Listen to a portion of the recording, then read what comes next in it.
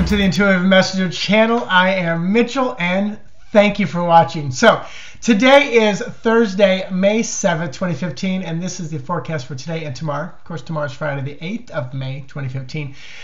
And as always, thank you. So today I'm going to address, so if you look back at the videos over the last 5 to 7 days and the posts that I've done with the videos, the flyers, you know, the posters, they've all been kind of echoing some of the same thing, you know, be the warrior, not the victim. Rise up and fight. Don't cower down. Sit with your emotions. Sit with, the good feelings, the bad feelings. And today, the message Spirit gave me, and I had something different.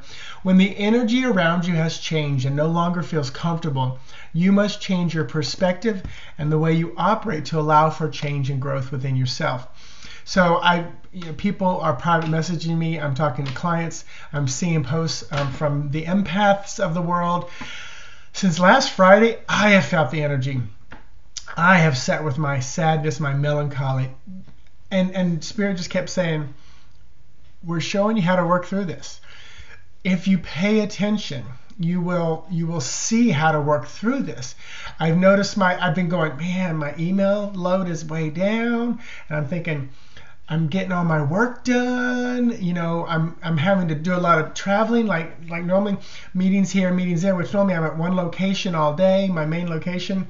I'm dropping stuff off. So if I allow for the change to happen, Spirit is helping me so that it makes this transition and this time of energy and shifting, all that's going on in the astrological world. The full moon the other day, we're moving to Scorpio, which is highs and lows. So allow for that change. But I got to tell you this too. You've got to be prepared for it. You can't just, dive in. This is like, going cold turkey for some people when all of a sudden it's like, what? I got to experience all this pain and anguish. So pay attention, develop your intuition, trust your instincts. And then the other thing I would say is, when you're feeling all this craziness, be careful how you feed it energy, careful how you focus on it. It's okay to go, I'm feeling this. I'm feeling this energy and I'm working through it and I'm allowing the change. But once you start lamenting and posting and whining and crying and becoming the victim, you give it more strength and it becomes more intense. This is the thing of, the other day I said, become the warrior, hero or heroine, not the victim. There's too many people playing the victim. So I'm not saying fight, but what I'm saying is, be strong, be powerful in who you are, speak your truth, but don't give the negativity and the dense, heavy energy more power to take you down that rabbit hole.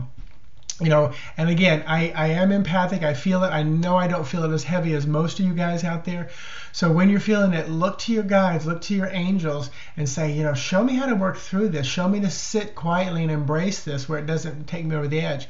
But also if you've never worked on it and you've just always been, empathic, painful, life is bitch, everything like that. And then all of a sudden you're like, I finally need to do something about it.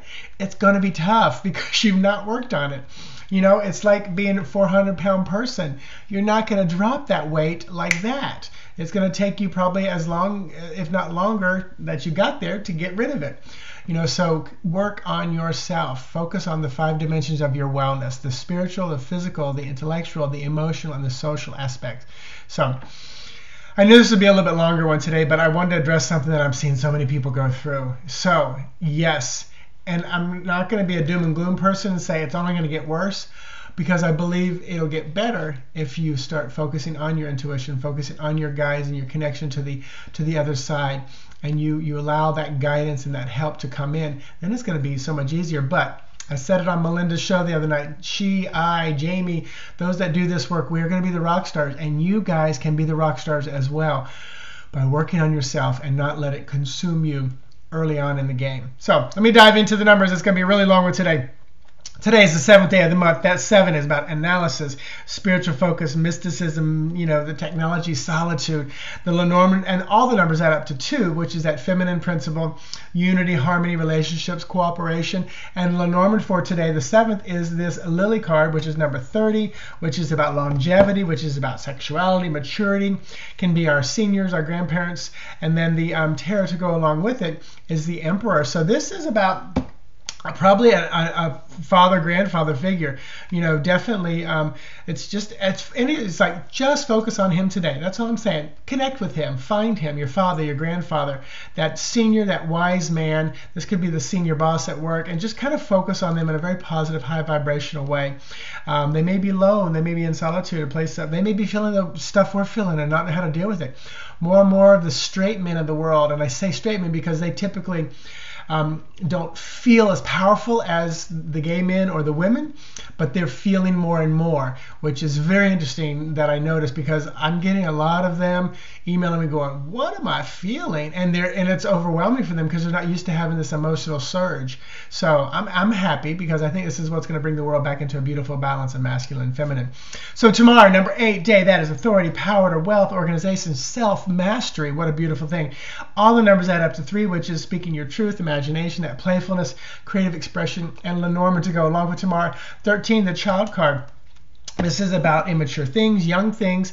Oh, I love this. We go from the old emperor to the young child. So let's see where tarot is going to take us. I'm excited about this. I don't know why. I feel good about it. 6 of Swords. So this is about a child or something brand new kind of coming to an end and moving on to something better. The child card is number 13. 13 is the death card, about ending. 6 of Swords here is about moving on, ending things and moving on to better.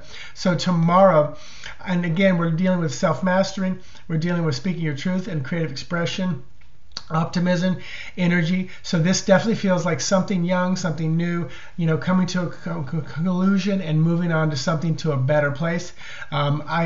If I'm reading this flat out, this could be a child saying goodbye to this physical form. I'll be quite blunt and quite honest there, because it is obvious, and I know most of you are going, come on, Mitch, you're seeing it too. I am. This absolutely could be a miscarriage or a child passing away. So at this moment, what I do is when I see that, I just send high vibrational energy into that. I think positive thoughts about crossing to the better thing, whether that is literally just moving from one grade to the next, graduation, or crossing back over the veil. So there you go. Check out my website, intuitivemessenger.org. A lot of things going on in personal life, kind of business stuff on the back end, contemplating a new website, contemplating making this an LLC, so I'm kind of excited about that, contemplating bringing my virtual lab back, creating lessons that I can bring to you guys online for a small fee. So have an amazing day. Namaste. Talk to you tomorrow. Bye-bye.